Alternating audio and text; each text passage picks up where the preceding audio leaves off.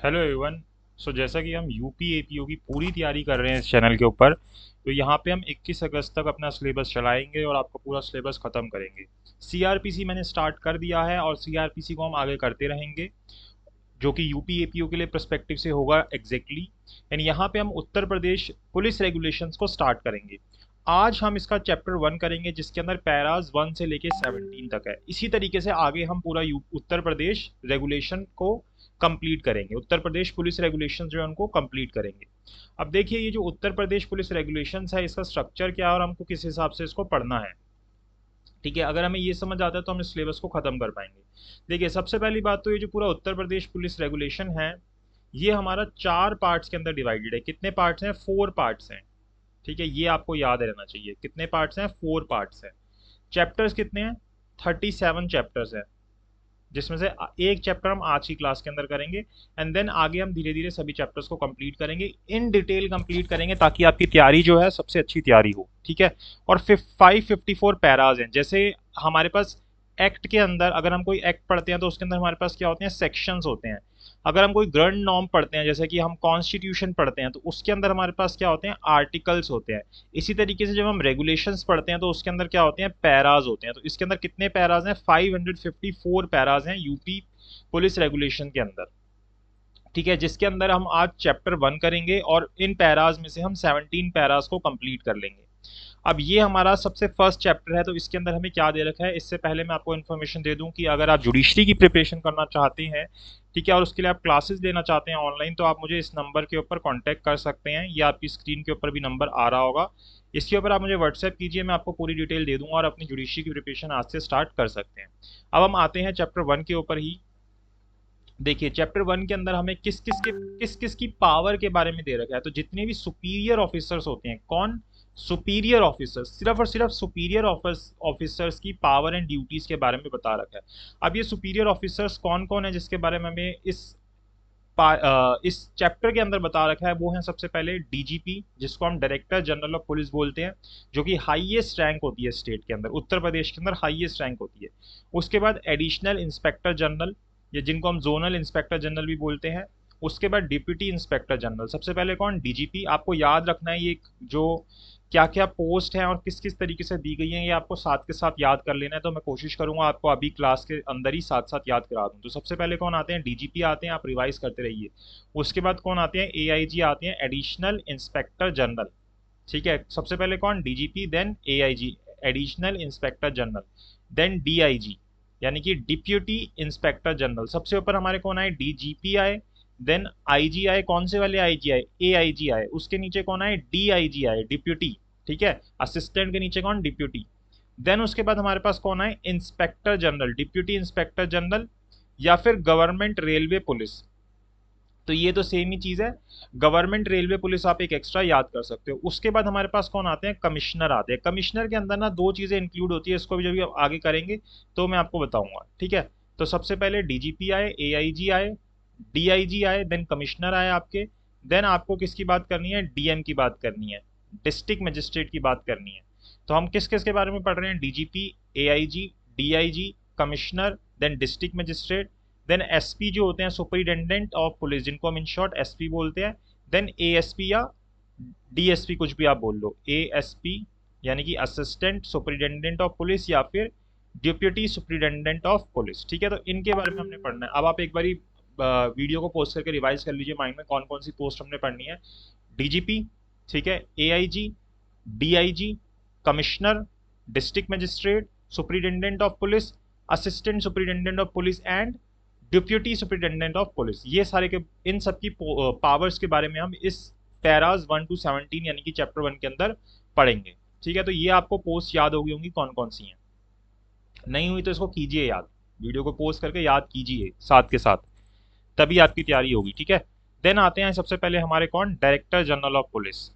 क्या बोलते हैं हम इनको? Director general of police. इनको हम इंस्पेक्टर जनरल भी बोल सकते हैं, आईजी भी बोल सकते हैं। तो inspector general come director general of police, आप कुछ भी इनको बोल सकते हो। IG plus director general of police, ये दोनों एक साथ कंबाइंड ही कहलाते हैं। ठीक है, तो सबसे हाईएस्ट आईजी या डीजीपी, कुछ भी आप बोल सकते हो।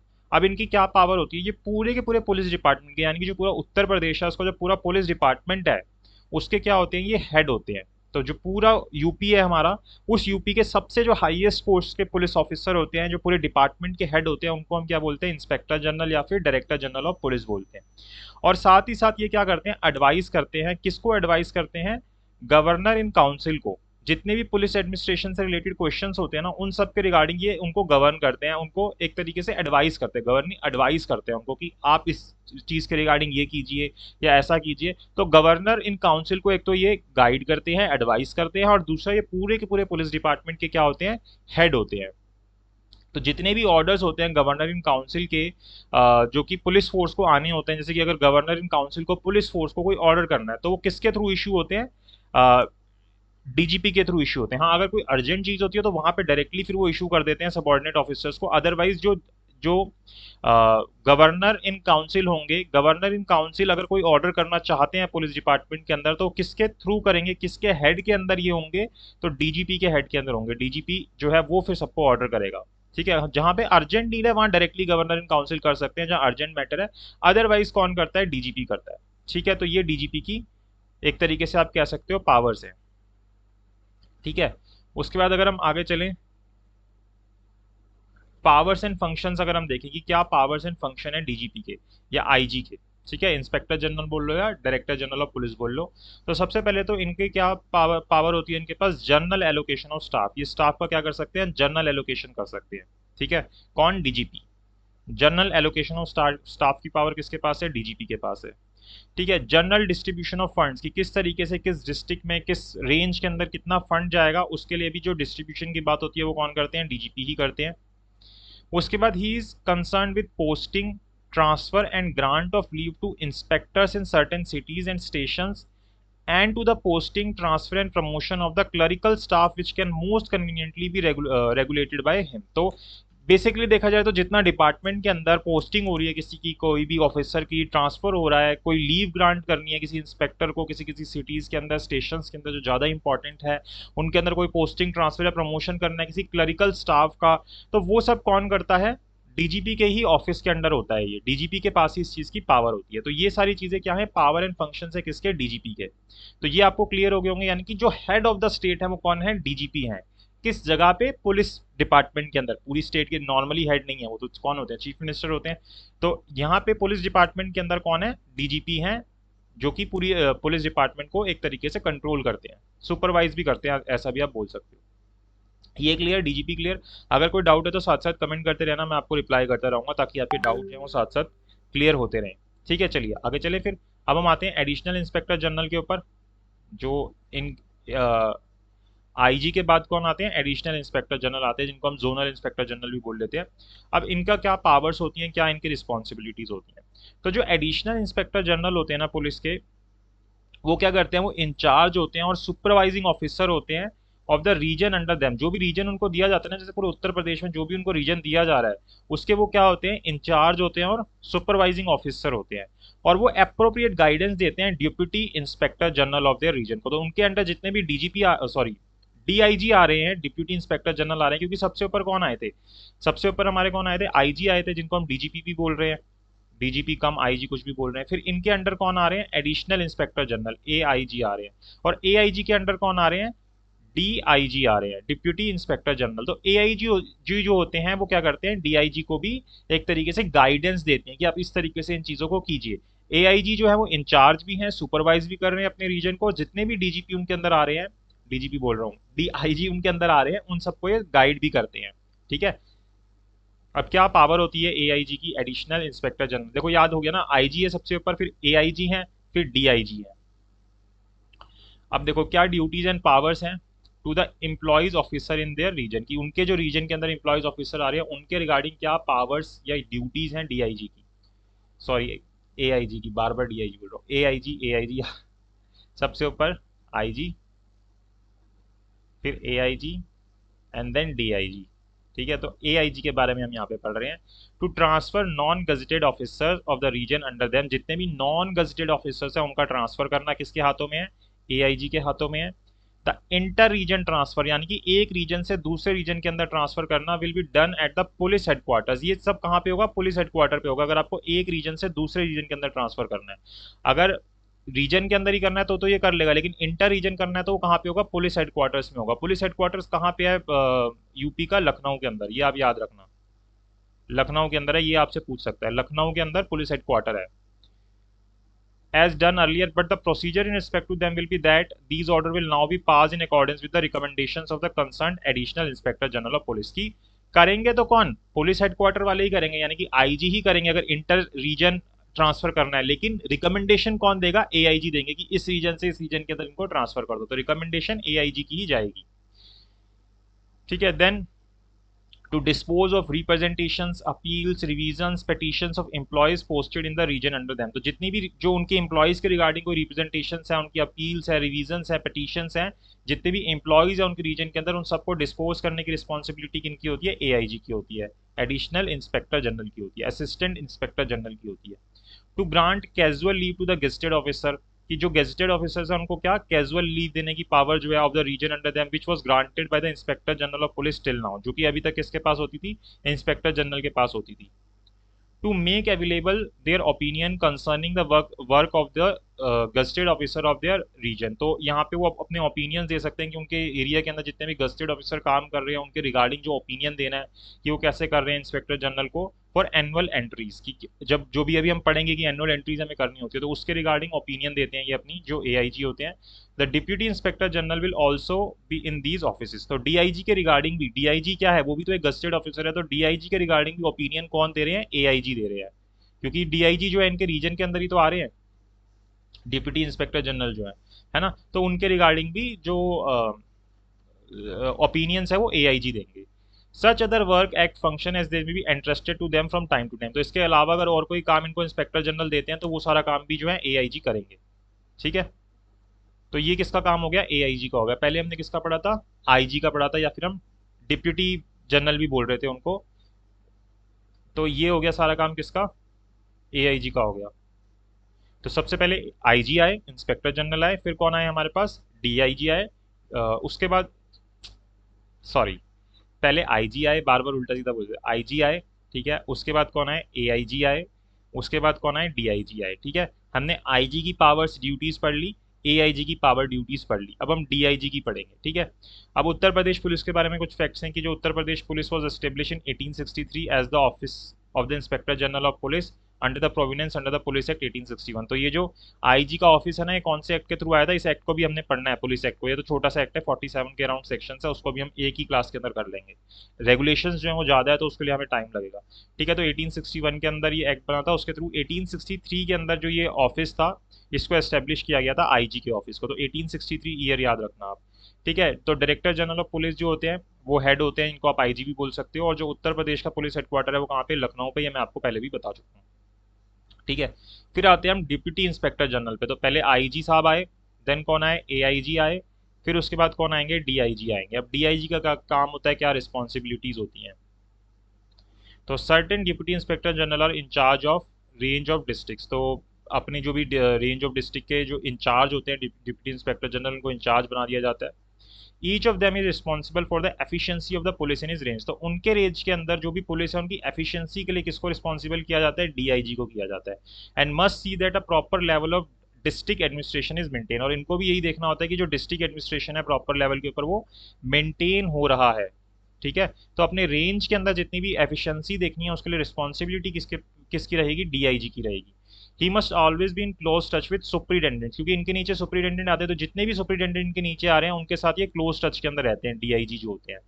ठीक है, and ready to aid advise और कंट्रोल देम। तो उनको कोई हेल्प देना, ठीक है, उनको एडवाइस करना, उनको कंट्रोल करना, ये सब डीआईजी के हाथों में होता है।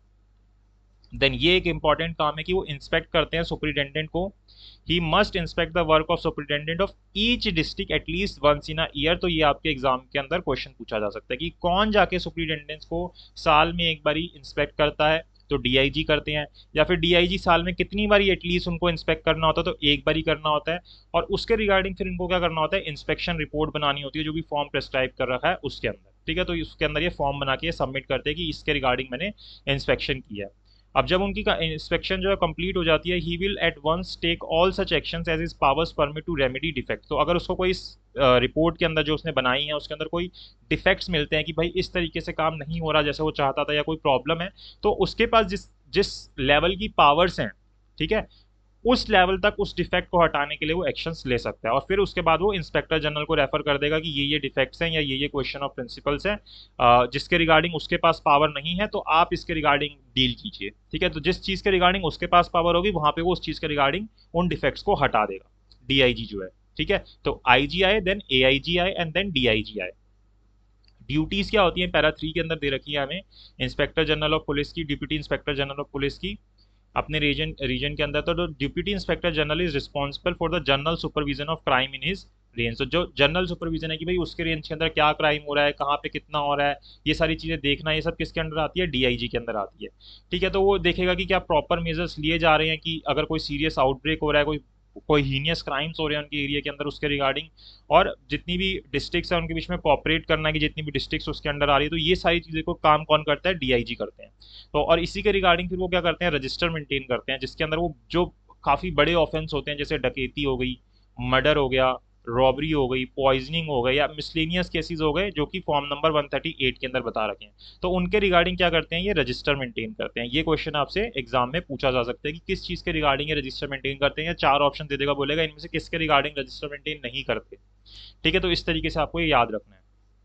एंड देन फिर वो क्या करते हैं कि अब जो ये डीआईजी होते हैं वो क्या करते हैं, submit to the inspector general fortnightly report. Fortnightly यानी कि 15 दिन में एक रिपोर्ट अपनी सबमिट करते हैं क्राइम की, include any matter relating to his range for which he consider that inspector general should be inform. तो हर एक 15 दिन में वो रिपोर्ट फाइल करते हैं, और साथ ही साथ उसके अंदर ये भी बताते हैं कि ये पर्टिकुलर मैटर ऐसा है जिसके अंदर इंस्पेक्टर जनरल की नॉलेज के अंदर होना चाहिए मैटर, कि ये इस लेवल का मैटर है या इसके अंदर इस तरीके की चीज इन्वॉल्व है, तो वो चीज भी वो उसके अंदर मेंशन कर देते हैं। ठीक है, he will forward a inspector general special reports of crime in exceptional cases। और exceptional cases के अंदर कोई बहुत बड़े हैं, कोई हाई प्रोफाइल केसेस हैं, तो वहां पे उसके लिए स्पेशल रिपोर्ट जो है वो इंस्पेक्टर जनरल को फॉरवर्ड करते हैं। एक्सेप्शनल केसेस के अंदर, हर एक केस के अंदर नहीं करेंगे वो। देन जो सुपरिटेंडेंट्स होंगे जो कि इनके अंडर आ रहे हैं, वो क्या करेंगे, डायरेक्टली इंस्पेक्टर जनरल को रिपोर्ट करेंगे, as well as deputy inspector general को, मैटर स्पेशली इंपॉर्टेंट करेक्टर, जो कि बहुत इंपॉर्टेंट करेक्टर के मैटर है, तो डायरेक्टली वो जाके इंस्पेक्टर जनरल को रिपोर्ट करेंगे, और साथ ही साथ डिप्यूटी इंस्पेक्टर जनरल को भी करेंगे। बीच में एआईजी जो है उनका रोल नहीं आएगा। रिगार्डिंग विच गवर्नमेंट में रिक्वायर्ड इमीडिएट इन्फॉर्मेशन, जिसके रिगार्डिंग गवर्नमेंट कहती है कि ये बहुत इस तरीके का मैटर है जिसके अंदर हमें इमीडिएट इन्फॉर्मेशन चाहिए, तो वहां पे फिर सुपरिटेंडेंट जो होंगे अपने अपने डिस्ट्रिक्ट्स के, वो डायरेक्टली इंस्पेक्टर जनरल और साथ साथ डिप्यूटी इंस्पेक्टर जनरल को भी रिपोर्ट करते रहेंगे।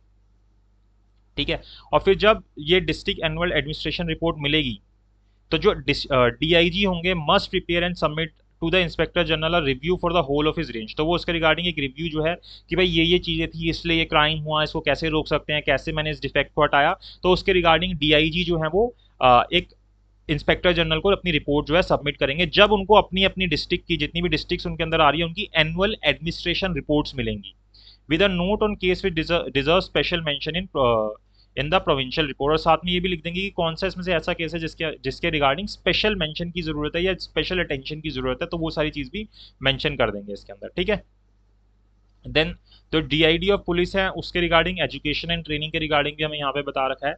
तो जो डीआईजी हैं पुलिस के, education and training will be responsible for supervision and cooperation of work in range training centres. तो यहाँ पे जितने भी रेंज ट्रेनिंग सेंटर्स होंगे ना उनके अंदर सुपरविजन करना और कॉपरेशन करना वो भी DIG of police education and training के अंदर आएगा। ठीक है, तो which he will inspect from time to time. तो वो टाइम टू टाइम इंस्पेक्ट करते रहेंगे जितने भी ट्रेनिंग सेंटर्स उनकी रेंज के अंदर आ रहे हैं पुलिस के, उनको जो डीआईजी होंगे उस रीजन के वो जाके उस रेंज के वो जाके इंस्पेक्ट करते रहेंगे। Apart from this he will keep in touch with the latest method of training introduce elsewhere. तो अब किसी और स्टेट में या कहीं पे कोई और ट्रेनिंग के मेथड अगर इंट्रोड्यूस होंगे तो वो भी उसके साथ टच में रहेंगे उन चीज़ों के, और उनको अडॉप्ट करेंगे अपने पुलिस ट्रेनिंग इंस्टीट्यूशंस के अंदर, ताकि जो वहाँ की पुलिस है वो भी इन मेथड से अपडेट रहे। Then he will also supervise training at the police training college. अब उसके अलावा वो सुपरवाइज करेंगे जो पुलिस ट्रेनिंग कॉलेज है ना, कहाँ पे, मुरादाबाद के अंदर, the arm pulling training centre as well as the police motor transport workshop at Sitapur and the wireless station at Lucknow. तो यहाँ पे जो है इनको भी सुपरवाइज करते रहेंगे, जो उस एरिया के क्या होंगे, डीआईजी होंगे, जो उस रेंज जिन भी डीआईजी के रेंज के अंदर ये कॉलेजेस आ रहे होंगे या ये ट्रेनिंग सेंटर आ रहे होंगे उनको ये सुपरवाइज करते रहेंगे। all of which excepting the police motor transport workshop is at Sitapur will remain under the administrative control। तो ये सबको तो कंट्रोल करेंगे, लेकिन जो पुलिस मोटर ट्रांसपोर्ट वर्कशॉप है सीतापुर के अंदर, उसको जो है वो एडमिनिस्ट्रेटिव कंट्रोल में ही रहेगी। He will undertake the revisions of the various police training manuals and draft manual when necessary. और इसके अलावा जो भी हमारे पुलिस ट्रेनिंग मैनुअल्स बनाए गए होंगे या ड्राफ्ट बनाए होंगे, उनको रिवीजन करते रहेंगे, या उनको एक तरीके से जो भी कमियां हैं या जो भी चीज़ें हैं उनको ठीक करते रहेंगे कि ये चीज़ को चेंज करने की ज़रूरत है या इस तरीके से अपडेट करने की ज़रूरत है। तो वो सारी चीज़ें जो हैं डीआईजी करते रहेंगे। तो डीआईजी की काफ़ी इंपॉर्टेंट रोल है सारी चीज़ों को सुपरवाइज और एडमिनिस्टर करने के अंदर। ठीक है, फिर इसी तरीके से डीआईजी जहाँ पे गवर्नमेंट रेलवे पुलिस के आ जाएंगे, उनके क्या पावर्स रहेंगी या उनकी क्या ड्यूटीज रहेंगी। जिनके एरिया में जो रेलवे पुलिस के रिगार्डिंग डीआईजी बनाए गए हैं, उनके रिगार्डिंग क्या होगी, तो वो पैरा 4 के अंदर बोल रखा है। The assistant to the inspector general in charge of the government railway police has the power, duties and responsibility of the range deputy inspector general in regard to the railway police section in his charge। तो जो भी railway police section आ रहा हो ना, उसके regarding भी ये यहाँ पे इनको पावर्स दी गई हैं। He shall not have the power of dismissal of inspector or sub inspector which vest in the deputy inspector general of police headquarters and railways।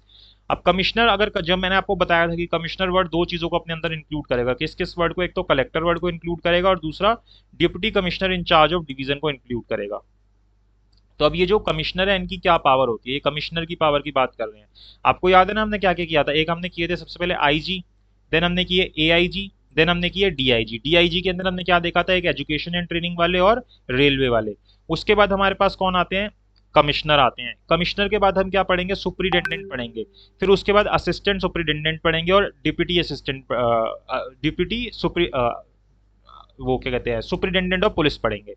ठीक है, अब देखो कमिश्नर की क्या पावर्स होती है। तो कमिश्नर जो होते हैं, जिस भी डिवीजन के होते हैं, वो जनरल पावर ऑफ सुपरविजन को एक्सरसाइज करते हैं अपनी डिस्ट्रिक्ट मजिस्ट्रेट्स के अंदर of their respective division in matter relating to police. तो जो भी पुलिस के रिगार्डिंग मैटर होता है उनके डिस्ट्रिक्ट के अंदर, तो उनके रिगार्डिंग जो जनरल पावर ऑफ सुपरविजन होती है वो ये देखते हैं, उसको सुपरवाइज करते हैं। In other branches of his administration for their duties regarding the annual administration report. तो ये सारा काम कमिश्नर का होता है। उसके बाद हमारे डीएम आते हैं, डीएम बीच के अंदर अलग से आ जाते हैं ये। तो इनकी क्या पावर्स होती है, डीएम की पावर भी हमें यहाँ पे बता रखी है। डिस्ट्रिक्ट मजिस्ट्रेट जो होते हैं, तो ये तो कोई वैसे पुलिस डिपार्टमेंट में नहीं आते, डिस्ट्रिक्ट मजिस्ट्रेट जो होते हैं अलग से इनकी पावर्स लेकिन यहाँ पे दी गई है पैरा 6 के अंदर। तो जो डीएम होते हैं वो क्या होते हैं, हेड होते हैं क्रिमिनल एडमिनिस्ट्रेशन के अपनी अपनी डिस्ट्रिक्ट के। जिस भी डिस्ट्रिक्ट के लिए डिस्ट्रिक्ट मजिस्ट्रेट को बनाया जा रहा है, उसके अंदर जो क्रिमिनल एडमिनिस्ट्रेशन होगा ना, क्रिमिनल एडमिनिस्ट्रेशन कौन करेगा, डीएम करेंगे, जो भी उस एरिया के डिस्ट्रिक्ट मजिस्ट्रेट होंगे। And in the capacity control and direct the action of the police. तो उसी कैपेसिटी के अंदर वो डायरेक्शन और कंट्रोल करेंगे किसका, पुलिस का। उनको पुलिस को डायरेक्शन देंगे और उनको कंट्रोल करेंगे। किस किस चीज़ के रिगार्डिंग उनके पास पावर है, he has special power with reference to the allocation of village chowkidars in his district, की किस हिसाब से विलेज चौकीदार्स को डिस्ट्रीब्यूट करना है। He has departmental power in connection with the punishment of village chowkidars, की इनके रिगार्डिंग अगर इनको कोई पनिशमेंट देनी है तो उसके रिगार्डिंग डीएम के पास पावर है। His approval is necessary to the transfer of inspectors and officer in charge of police station। तो अगर किसी इंस्पेक्टर को या officer in charge of police station को आपको, यानी एसएचओ को अगर आपको ट्रांसफर करना है, तो उसके रिगार्डिंग आपको डीएम की अप्रूवल लेनी कंपलसरी है। And he may recommend rewards and entries in service and character rolls provided that in the district where the collector deputy commissioner is collector deputy commissioner in charge of the division, his function in regard to the transfer of inspectors and officer in charge of police station will be exercised by additional district magistrate। तो जहाँ पे आप ADM एक तरीके से appoint कर दोगे, वहाँ पे एडीएम ये सारे काम कर लेगा। ये बात इसको बता रहा है। देन पैरा 7 के अंदर बोलता है information to DM of all serious crimes and of any sudden increase in volume of crime. तो अगर कोई भी आपका सीरियस क्राइम हो रहा है आपकी डिस्ट्रिक्ट के अंदर, या फिर एकदम सडनली कोई क्राइम इंक्रीज हो रहा है, तो उसके रिगार्डिंग आपको डीएम को इन्फॉर्मेशन देनी है। ठीक है, अगर किसी भी डिस्ट्रिक्ट में इस तरीके की चीज हो रही है तो DM should promptly informed by superintendent of the occurrence of all serious crimes and of any sudden increase in volume of crime generally, and should receive fortnightly review। जितना भी रिव्यू है fortnightly आता है, 15 दिन के अंदर रिव्यू आता है क्राइम का उसकी डिस्ट्रिक्ट के अंदर। इट्स लोकलाइजेशन एंड कॉजेज, की क्यों हो रहा है, क्या रीजंस हैं, तो वो सारी चीजें इस रिपोर्ट के अंदर दी जाती हैं जो उसको 15 दिन के अंदर आ रही है उसके पास। The superintendent should also keep the magistrate informed of all events that are of important from police point of view। तो इसके अलावा जो सुपरिटेंडेंट है वो क्या करेगा, जितने भी ऐसे मैटर्स हैं जो कि पुलिस के पॉइंट ऑफ व्यू से इंपॉर्टेंट है, उनके बारे में डीएम को इन्फॉर्म करता रहेगा, मजिस्ट्रेट को इन्फॉर्म करता रहेगा। और साथ ही साथ should frequently seek an opportunity of discussing matter with him personally, और जब भी उसको मौका मिलेगा पर्सनली उनके साथ जाके मैटर्स को डिस्कस करेगा कि क्या हमको इसके अंदर करना चाहिए। ठीक है, इसके अलावा पैरा 7 ने जो बाद में ऐड किया गया था, इसके अंदर पावर दे रखी है डीएम की to ask the SP to institute inquiry in case of an instance of inaction, corruption, harassment, abuse of authority और wrongful detention by police। तो यहाँ पे डीएम को पावर दी गई है कि वो एसपी से पूछ सकता है कि भाई किसी पर्टिकुलर केस में कोई इंक्वायरी करने की जरूरत है। अगर कोई इस तरीके का केस है जहाँ पे कुछ एक्शन लेना चाहिए था, पुलिस कोई एक्शन नहीं ले रही, कोई करप्शन का मैटर है, हरासमेंट का मैटर है, कोई अपनी अथॉरिटी को एक तरीके से अब्यूज कर रहा है जो उनको अथॉरिटी दी गई है, किसी व्यक्ति को रॉन्गफुली डिटेन किया जा रहा है पुलिस के द्वारा, तो उसके रिगार्डिंग डीएम के पास पावर है कि वो एसपी को बोल सकता है कि इसके अंदर आप क्या कीजिए, इंक्वायरी कीजिए। तो जब भी इस तरीके का कोई मैटर आता है जहां पे inaction, corruption, harassment, abuse of authority, wrongful detention by police comes to the notice of DM, he shall have उसके पास ये अथॉरिटी है to ask superintendent of police to institute an inquiry promptly and report the result to him along with all relevant records and paper, कि भाई करो इसके अंदर inquiry, जो भी इसका रिपोर्ट आती है, जो भी इसके अंदर रिकॉर्ड्स आप मेंटेन करते हो रिपोर्ट बनाते हुए, जो भी पेपर्स मेंटेन करते हो, वो सारे के सारे मेरे को आके आप रिपोर्ट करो। If any member of police force is found in fault as a result of inquiry, the DM shall have power to ask SP to ask a disciplinary action against him। तो DM के पास ये power है, SP से बोलेगा कि इसके against क्या करो, डिसिप्लिनरी एक्शन लो, जो भी आपके डिपार्टमेंट के अंदर लिया जाना चाहिए। ठीक है, साथ ही साथ he will also advise the SP about the adequacy or otherwise of the punishment awarded as a result of the disciplinary proceeding. तो ये वो भी सुपरवाइज कर सकते हैं, ये भी बता सकते हैं एसपी को कि इस पर्टिकुलर चीज के अंदर जहाँ पे जो फॉल्ट मिला है इसके रिगार्डिंग, तो यहाँ पे आप क्या डिसिप्लिनरी प्रोसीडिंग कीजिए या क्या पनिशमेंट दीजिए। The DM and SP shall jointly review every month all such complaints and the action taken thereon। तो जो DM है और जो SP है उनको क्या करना है, ज्वाइंटली हर एक मंथ रिव्यू करने हैं इस तरीके की कंप्लेंट्स को, उनके अंदर क्या एक्शन लिया गया है। तो ये दोनों का मिलकर एक साथ इनको काम करना है, एसपी को और डीएम को। ठीक है, कोई डाउट रहता है तो कमेंट करते रहिए, चीज़ों को रिवाइज करते रहिए, अदरवाइज आप चीज़ें भूल जाओगे, बहुत सारी चीज़ें। आप बड़े बड़े एक्ट्स पढ़ रहे हो, सीआरपीसी और एविडेंस एक्ट, आईपीसी, देन ये यूपी पुलिस रेगुलेशन भी बहुत बड़ा है। ठीक है, तो इसको याद रखने के लिए आपको रिवाइज करना जरूरी है। चलिए, power to direct superintendence of police in case of situation bearing on the general law. तो यहाँ पे क्या है, सुपरिटेंडेंट ऑफ पुलिस को डायरेक्ट करने की पावर दी गई है ऐसी सिचुएशन के अंदर जो कि जनरल लॉ के रिगार्डिंग है। देखो क्या बोलता है para 7B, whenever a situation likely to have bearing on the general law and order situation arises in district, the superintendent of police will immediately inform the district magistrate। वो फटाफट जाके DM को, ये सबसे जो है तेजी से एकदम डीएम को इन्फॉर्म करेगा by the quickest means available and seek his instruction in regard to the steps to be taken। तो फटाफट बोलेगा कि ये चीज हुई है और उनसे पूछेगा बताइए मैं क्या एक्शन, जल्दी से उनसे पूछेगा। And meet the situation unless circumstances make it impractical to do so. लेकिन अगर ऐसी सिचुएशन है कि भाई वो पूछ ही नहीं सकता, तो वहां पे फिर वो एकदम क्विकेस्ट उनसे कांटेक्ट नहीं करेगा, जो उसको एक्शन ठीक लग रहा है वो ले सकता है। Further action to meet the situation will be taken according to the instructions of and in close and continuous consultation with the guidance of DM। तो फिर जो भी एक्शन लेने हैं उसके अंदर डीएम के गाइडेंस के अंदर वो एक्शंस लेते रहेंगे। ठीक है, वो 129, 130, 131 ये वाले सेक्शन साथ में पढ़ना है इसके सीआरपीसी के। फिर आगे instructions to DM in exercise of power and control. तो अब यहाँ पे क्या है, the DM in exercise of his power of control should avoid doing anything to weaken the superintendence authority. तो डीएम जो है इस तरीके की कोई भी चीज़ नहीं करेंगे जिसके कारण जो एसपी है उनकी जो पावर है वो एक तरीके से वीक हो जाए, उनकी अथॉरिटी जो है वो वीक हो जाए। अगर उनके बीच में कोई डिफरेंसेस ऑफ ओपिनियंस है should be adjusted privately and no fiction between the two officers should apparent. ये नहीं कि दोनों ऑफिस आपस में बैठ के लड़ रहे हैं या इस तरीके से कोई प्रॉब्लम क्रिएट कर रहे हैं। अगर कुछ है तो प्राइवेटली बैठ के उन डिस्प्यूट को सॉल्व कीजिए और लोगों के लिए काम कीजिए। ठीक है, देन यहाँ पे डीएम को एक और पावर दी गई है कि वो क्या करेंगे, इंस्पेक्शन करेंगे पुलिस स्टेशंस की। तो ये डीएम को करना है, ये उनकी ड्यूटी है। तो जो डीएम है उनको क्या करना है, हर एक पुलिस स्टेशन की एक पूरे फाइनेंशियल ईयर के अंदर जो आपका 1 अप्रैल से लेकर 31 मार्च का होता है उसके बीच में एक ना एक बार क्या करना है, इंस्पेक्शन करनी है हर एक पुलिस स्टेशन की जो भी उनके अंडर आ रहे हैं। हावर इन दोस्त डिस्ट्रिक्ट इन विच एडिशनल मतलब जहाँ पे भी एडीएम है तो वो ये काम कर सकते हैं डीएम की जगह पे, जहाँ पे एडीएम को अपॉइंट कर दिया तो वो जाके इंस्पेक्शन कर सकते हैं।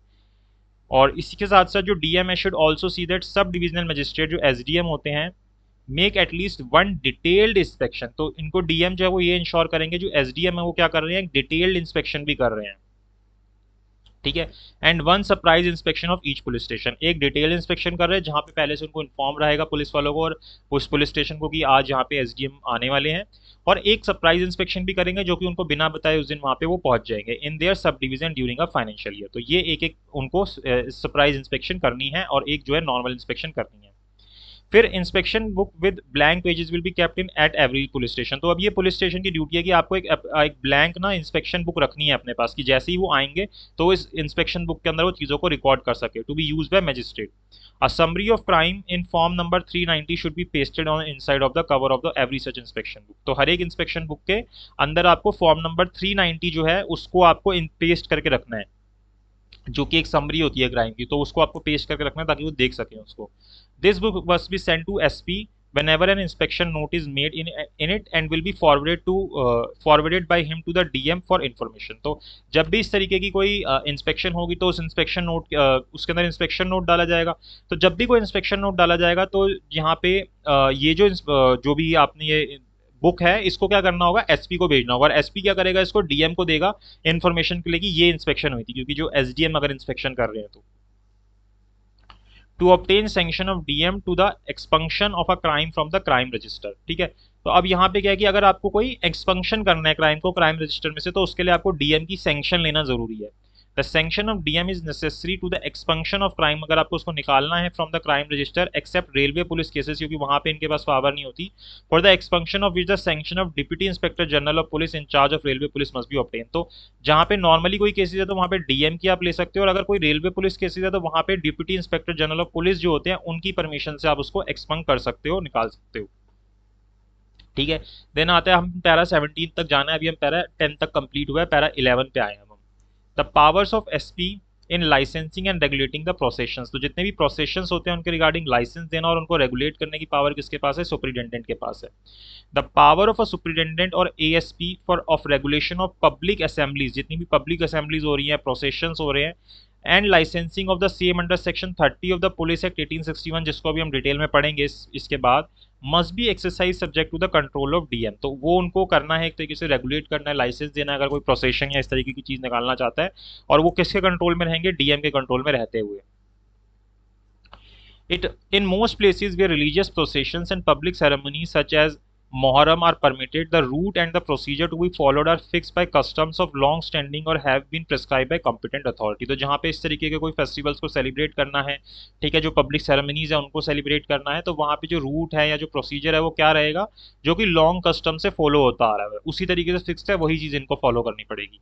इन such cases it is the duty of the police to see that order is kept. तो यहाँ पे वही सीधी सी बात है, जब इतने सारे लोग इकट्ठे हो रहे हैं तो किसकी ड्यूटी बनती है कि ऑर्डर जो है सही से रहे, तो पुलिस की ड्यूटी बनती है कि जो ऑर्डर है वो सही से मेंटेन हो वहाँ पे, and no deviations are made from the route and procedure hereto followed और प्रेस्क्राइब। तो जो रूट उन्होंने प्रेस्क्राइब करा था कि इस रूट से जाएंगे, तो वही रूट जो है यहाँ पे फॉलो होगा, उससे कोई भी डेविएशन नहीं होगा, इस चीज़ को इंश्योर किया जाएगा, क्योंकि उन्होंने तो जो अपनी तैयारी कर रखी होगी उस पर्टिकुलर रूट के लिए कर रखी होगी, और अब आप इस रूट को चेंज कर दोगे तो उससे जो है फिर वो जो प्रोटेक्शन देनी थी वो नहीं दे पाएंगे, है ना, वो ऑर्डर को मेंटेन नहीं कर पाएंगे।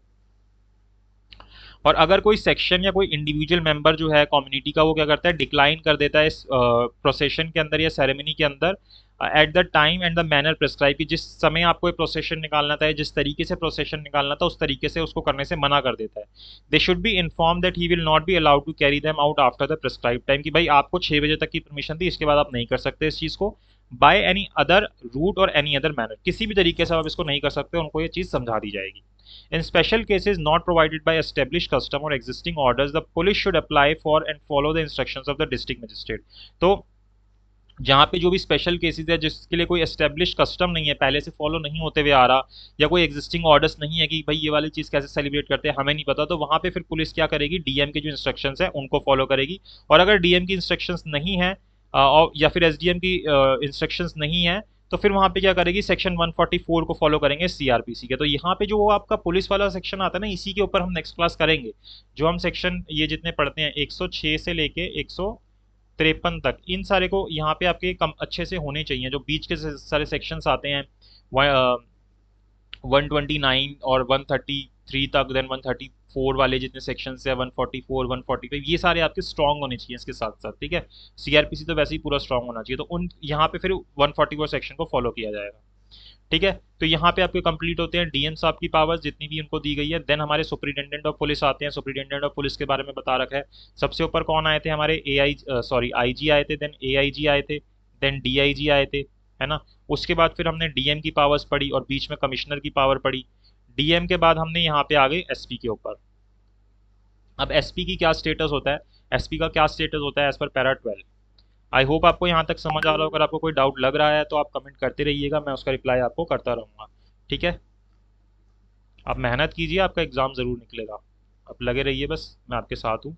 और अगर आप कुछ और क्लासेस वैसे लेना चाहते हैं तो आपको मेरे स्क्रीन पर नंबर दिख रहा होगा, वो सब भी आप कर सकते हैं। ठीक है, the superintendent is the head of the police force in the district. तो एक डिस्ट्रिक्ट के अंदर हेड कौन होता है, पुलिस फोर्स का सुपरिटेंडेंट होता है, एसपी होता है। He is responsible for its efficiency and discipline and for the proper performance of it duties. तो जितनी भी ये यहाँ पे एफिशिएंसी है, डिसिप्लिन मेंटेन करना, ड्यूटीज को परफॉर्म करना सही से, ये सारा का सारा एसपी के अंडर आता है। He must see that the order of court and other competent authorities are promptly carried out. तो जो भी कोर्ट के ऑर्डर हो रहे हैं या कोई और कंपिटेंट अथॉरिटी कोई ऑर्डर कर रही है तो वो सारे के सारे जो है सही से कैरी आउट हो, उसके रिगार्डिंग जो है वो ध्यान रखते हैं कि ये सारी चीज़ें सही से होती रहे। All communication between magistrate and police force must be conveyed through him. तो जितनी भी मजिस्ट्रेट के बीच में और पुलिस फोर्स के बीच में जो भी कम्युनिकेशन होगी वो किसके थ्रू होगी, एसपी के थ्रू होगी। ठीक है, all the orders and instruction issue to the police must come from him. तो जितने भी ऑर्डर्स हैं, इंस्ट्रक्शंस है, वो सारी एसपी के थ्रू आएंगी। अब क्या रिस्पॉन्सिबिलिटीज होती हैं, पैरा 13 के अंदर दे रखी है। The SP when eight headquarter should attend his office on all working days. जब वो हेडक्वार्टर्स पे है तो उसको क्या करना है कि जितने भी वर्किंग डेज हैं उनके ऊपर अपने ऑफिस को अटेंड करना है। He should ordinarily transact in his office all official businesses except such as confidential matter as he thinks it proper to dispose of at his residence. तो जितने भी नॉर्मल जितने भी ऑफिस के काम होंगे वो सारे के सारे अपने ऑफिशियल बिजनेसेस जो है वो अपने ऑफिस के अंदर ही करेंगे। लेकिन अगर उनको कोई लगता है कि कोई कॉन्फिडेंशियल मैटर है जो कि उनको ठीक लगता है अपने हिसाब से, तो वो अपने रेजिडेंस के ऊपर भी उस चीज़ को कर सकते हैं। At his residence he should be readily accessible to member of public. तो अपनी एक रेजिडेंस के ऊपर भी वो लोगों के लिए अवेलेबल होने चाहिए, पब्लिक मेंबर्स के लिए, who wish to visit him, जो भी उनके पास आना चाहते हैं। He should encourage them to call on him and to communicate their ideas freely. तो कि भाई उनसे बातचीत सही से कर सके, उनसे कम्युनिकेट कर सके। तो ये सारी चीज़ें जो है उनको एनकरेज करनी चाहिए। और more sources of information that has outside the force the more efficient will he be as police officer. तो जितने भी ज़्यादा से ज़्यादा एक तरीके से लोगों को एक्सेसिबल होना, उन तक इंफॉर्मेशन पहुंचाना चीज़ों की, तो ये सारी चीज़ें जो हैं इनको करनी चाहिए सुपरिटेंडेंट ऑफ पुलिस को। और he should keep in touch with police pensioners residing in his district. जितने भी पुलिस पेंशनर्स उसकी डिस्ट्रिक्ट के अंदर रह रहे हैं उनके साथ टच में रहना चाहिए। The SP must see that each police station is in district is fully inspected bye gazetted officers annually. की जो उसकी जो भी डिस्ट्रिक्ट के अंदर जितने जो भी डिस्ट्रिक्ट के अंदर उसके पुलिस स्टेशन आ रहे हैं वो क्या हो रहे हैं, उसको इंस्पेक्ट किया जा रहा है गस्टेड ऑफिसर्स के द्वारा annually in the manner laid down in the memorandum on the inspection of police station by gazetted officers, and he must himself visit every police station at least once a year। और वो खुद भी हर एक police station को साल में एक बारी विजिट करे। The SP should himself make full inspection of each police station and district headquarters in accordance with the memorandum, if possible once a year, but in any case at least once in every 3 years। तो साल में तो एक बारी करना है, लेकिन अगर बहुत ज़्यादा पॉसिबल नहीं हो पा रहा तो फिर 3 साल में एक बारी करना है उसको। The SP must make an annual inspection of his reserve line between July 1 and cold weather inspection of his duties by the deputy inspector general. तो ये डीआईजी के साथ इनके काम को मैच करने की कोशिश हो रही है। जो हमने डीआईजी का काम पढ़ा था ना कि डीआईजी को जो सुपरिटेंडेंट ऐसे ऐसे ऐसे रिपोर्ट देंगे, तो वही चीज़ यहाँ पे बता रहे हैं कि सुपरिटेंडेंट को ये सारी चीज़ें डीआईजी के साथ करनी है। The personal attendance of superintendence of police at yearly conference on excise matter is essential. तो ये चीज़ उनके लिए जरूरी है कि जो पर्सनल अटेंडेंस है एसपी की, ईयरली कॉन्फ्रेंस जो होती है एक्साइज के ऊपर, उसको इनको अटेंड करना है, ये इनके लिए असेंशियल है। देन इसको हम हिंदी ऑर्डर बुक बोलते हैं, जो कि पहले इंग्लिश ऑर्डर बुक के नाम से जानी जाती थी। इनके अंदर एंट्रीज की बात की गई है पैरा 17 के अंदर। देन 16, 17 और आज की क्लास हमारी खत्म हो जाएगी। English order book is a book in which every executive order, जितने भी एग्जीक्यूटिव ऑर्डर है concerning the internal economy of the constabulary is enter. जैसे कि किस तरीके के ऑर्डर्स जो है वो एंटर होते हैं इस बुक के अंदर, जैसे कि orders regarding appointment, punishment, transfer, leave, posting and supply and relief of guards. तो ये जितनी भी चीज़ें हैं ना, इसके रिगार्डिंग एंट्रीज की जाएंगी इस इंग्लिश ऑर्डर बुक के अंदर, जिसको अब हिंदी ऑर्डर बुक भी बोला जाता है। The English order book will be written up daily, इसको डेली लिखा जाएगा by an officer not below the rank of inspector. तो इंस्पेक्टर से ऊपर की रैंक का ही लिखेगा इसको। And sign by daily by the superintendent, और डेली सुपरिटेंडेंट इसको साइन करेगा। और अगर वो नहीं है तो ऑफिसर इन चार्ज ऑफ जो हेडक्वार्टर्स है वो इसको साइन करेंगे। Then superintendent will on return to headquarters examine the entries and certify that he has checked them for the period of his absence. जब भी वो वापस आएंगे तो उसके चेक करेंगे कि भाई ये सारी चीज़ें हैं या नहीं है, उनके एब्सेंस के अंदर एंट्रीज हुई है या नहीं हुई है। The book is to be retained for 45 years after its completion. तो 45 साल के लिए इस बुक को आपको मेंटेन करना है। ये ईयर्स आप याद रखिएगा, डेट याद रखिएगा जो भी हमने पढ़ी है, 1 जुलाई वाली या 45 ईयर्स वाली। देन पैरा 16 आता है, entries of all cognizable crimes reported by police station in crime register. तो जितने भी कॉग्निजेबल क्राइम्स हो रहे हैं उनकी जो एंट्रीज है वो क्या की जाएगी, उनको रिकॉर्ड किया जाएगा क्राइम रजिस्टर के अंदर, जो कि हर एक पुलिस स्टेशन के ऊपर मेंटेन होगा। तो जितने भी कॉग्निजेबल क्राइम्स होंगे जो पुलिस स्टेशन के अंदर रिपोर्ट हो रहे हैं उनकी एंट्री जो है इंग्लिश के अंदर क्राइम रजिस्टर के अंदर होनी चाहिए। जो सुपरिटेंडेंट है वो डायरेक्ट कर सकते हैं रीडर को to fill up the first 8 columns of the crime register. The columns remark must be fill with its own hand, कि अपने हाथों से उसको भरे। Entries in all column must be made punctually in case of diaries and other material paper become available. तो ये punctually करना है इसको, ये सारी चीज़ें करनी है। और when investigation of improper cases important cases has come to an end, the SP after completing review of fact must decide whether the conduct of the police officer involve deserves a remark और not favourable और otherwise. तो फिर जब एक किसी important case के अंदर investigation खत्म होगी तो वहाँ पे एसपी जो है वो पुलिस ऑफिसर जिन्होंने भी इन्वेस्टिगेशन ये सारी चीज़ें की थी तो उनके रिगार्डिंग फिर वहाँ पे लिखेंगे कि भाई क्या उनको रिमार्क चाहिए, फेवरेबल है नहीं है, या जो भी है चीज़ें उसके रिगार्डिंग वो रिमार्क लिखेंगे। एंड देन हमारे आखिरी आते हैं assistant and deputy superintendent of police. ये क्या इनकी क्या पावर्स और क्या इनकी ड्यूटीज़ हैं वो पैरा 17 के अंदर दे रखी है। तो जो असिस्टेंट एंड डिप्यूटी सुपरिटेंडेंट वो क्या करेंगे, may perform any of superintendents work which is not oblige by law और रूल टू डू पर्सनली। तो जो भी सुपरिटेंडेंट का वर्क है, अगर सुपरिटेंडेंट अपना काम इनको देते हैं तो वो ये काम कर सकते हैं। They make inquiries and recommendation even when they are not empower to pass final orders. They should go on tour to make inspections. तो ये सारी चीज़ें कर सकते हैं कि वो नॉर्मली इंक्वायरीज और रिकमेंडेशंस कर सकते हैं, इवन अगर उनको उन चीज़ के अंदर कोई ऑर्डर करने की पावर नहीं है, इंक्वायरी लेकिन वो कर सकते हैं। Their service should be use freely in the supervision and direction of the important investigation. तो इस चीज़ के लिए इनको यूज़ करना होता है। तो यहाँ पे हमारे पैरा 17 तक कंप्लीट होते हैं, 1 से लेके 17 तक। तो अब जितने हमारे 500 के अराउंड पैराज है उनको हम एक एक करके कंप्लीट करेंगे। यहाँ पे हमारे 17 तक होते हैं। आई होप आपको ये 17 पैराग्राफ समझ आए हों। आईजी, डीआईजी, एआईजी, जबकि एआईजी पहले आएंगे, रुको, आईजी, एआईजी, डीआईजी, कमिश्नर, ठीक है, और एसपी, एएसपी, सुपरिटेंडेंट, ये हो गया, ठीक है। तो इन सब के काम आई होप आपको समझ आए होंगे, ये पोस्ट आपको समझ आए होंगे कि किस तरीके से पोस्ट बनाई गई है। तो आप मेरे साथ बने रहिए। हम यहाँ पे यूपी एपीओ की पूरी तैयारी करेंगे। अपने दोस्तों के साथ इसको शेयर कीजिए कि हम यहाँ पे इस तरीके से तैयारी कर रहे हैं, ठीक है। तो यहाँ पे पेपर 1 पेपर 2 दोनों की तैयारी की जाएगी और मैं आपको ये पूरी तैयारी कंप्लीट करवाऊंगा। Thank you so much for watching this video. I hope आपको ये वीडियो अच्छी लगी हो तो प्लीज़ लाइक कीजिएगा, शेयर कीजिएगा एंड चैनल को सब्सक्राइब जरूर कीजिएगा।